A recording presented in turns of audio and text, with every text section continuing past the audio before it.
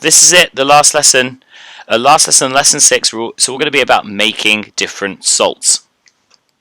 What you can see here is actually an image of a salt. This is a crystal, a naturally occurring crystal of copper sulfate, and it's the salt that normally we would get you to make in the lab. Unfortunately, we can't be there in person, so I've had to do it for you. And please watch my video on how to do that experiment, because that'll be really important later on. So just some things to remember. Remember, alkalis have an OH group, what we call a hydroxide group, and other things that react with acids are called bases. We learned that last lesson. Remember that all alkalis are bases as well, so even though it's just an alkali, it's also a base. If an acid and a base react together, then that will make a salt, and it will make something else. If you have an acid and an alkali, it will make salt and water. If you have a metal and an acid, then you'll make salt and hydrogen, and you can remember that by the term MASH. And if you have a carbonate and an acid, that will make a salt, carbon dioxide, and water, which of course you can remember from the acronym KS3. Bases could also be made from metal oxides, something like magnesium oxide or copper oxide. And these solids will react with acids, and they'll make a salt and water, just the same as alkalis. So although they're not alkalis, they still do the same chemical reaction as alkalis. So for example, you can see I've got one here. This is the reaction for making copper sulfate, which I do in the experiment, so please go watch. We have copper oxide and sulfuric acid, and when we react them together, we make copper sulfate and water. Again, note that the word copper came from the copper oxide, and that the word sulfate came from changing the sulfuric acid. You've got to get really used to looking at things and working out what the name of the salt's going to be from the things that are reacting. So when we're making a salt, what we need to do is we need to get the acid and the base to fully react. So there's a couple of things that we need to make sure we're doing. Number one, you've got to heat the mixture. It's got to be hot. If your reaction mixture isn't hot, then the particles won't move fast enough and you won't get the reaction to happen. And the other thing we need to do, we need to put in lots and lots of base. We need to have excess. Too much has to be in there. And this is a really important reason for this. It makes sure that all of the acid has disappeared before you start to boil it. If the acid is still there when you start to boil this solution, unfortunately what will happen is acid will escape into the air, and that actually provides a really dangerous situation for us. So we make sure we put in too much base so that we make sure that we have no acid going into the atmosphere when we heat it up. Right, so we finished reacting it. It's all reacted, we've got some excess. What do we need to do now? Well, we need to filter it.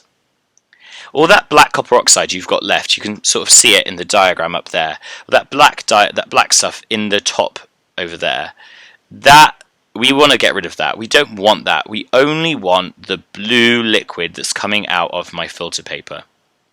And by doing this, it will remove any unreacted copper oxide that we have. To get completely pure copper sulfate, I want to boil off all the water. So I'll heat it very gently over a Bunsen flame. That blue liquid that I had filtered will now be transferred to here, and I'll heat it and heat it. And again, please look at this on my video. That will eventually leave you with pure, dry crystals of copper sulfate, and they'll look something like this, as you can see in the picture.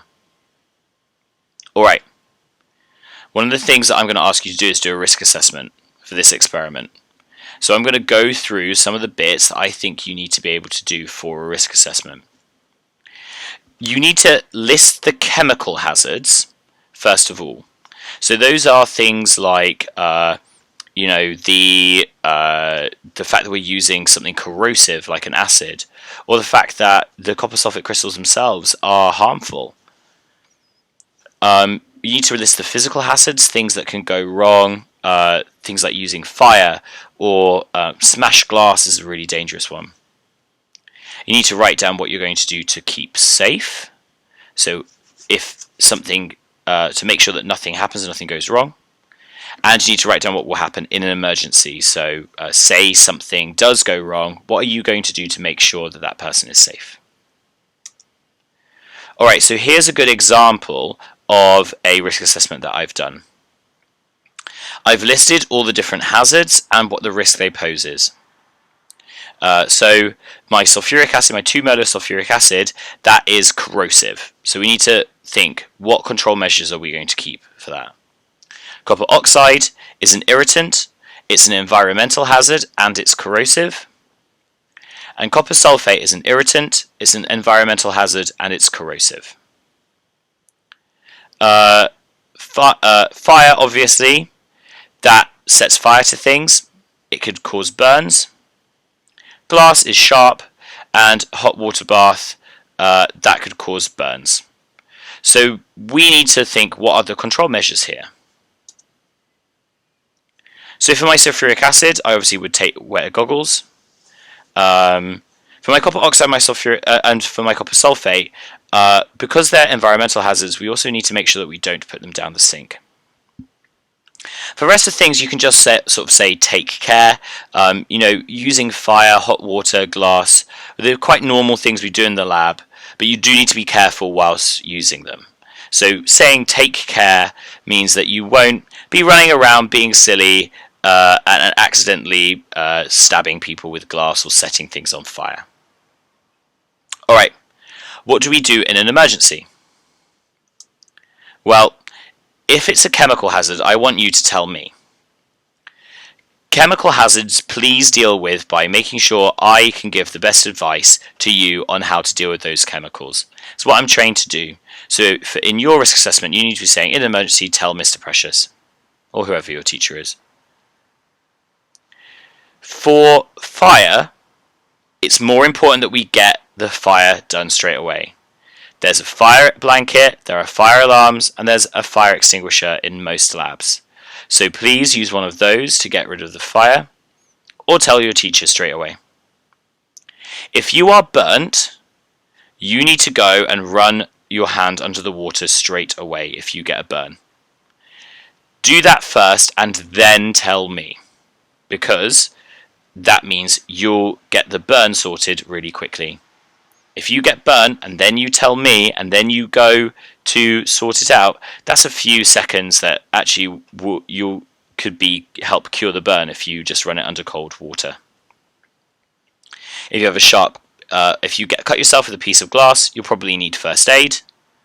Again, if you burn yourself with a hot water bath, then you'll need to run your hand under water straight away. Alright, I hope that's really useful.